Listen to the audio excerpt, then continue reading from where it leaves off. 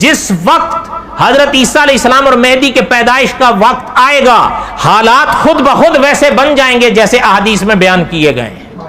یہ یاد رہے، حضرت عیسیٰ علیہ السلام، ہمارے علماء نے لکھا ہے کہ آج ہمارے کچھ لوگوں کی جی حضرت عیسیٰ علیہ السلام، ایک نے تو لکھا اللہ تعالیٰ معاف فرمائے، اللہ تعالیٰ معاف فرمائے، کہتا ہے جی اگر آ بھی جائیں تو 2000 سال کے 3000 سال کے ہوں گے، بوڑھی عمر میں کیا کر سکتے ہیں وہ؟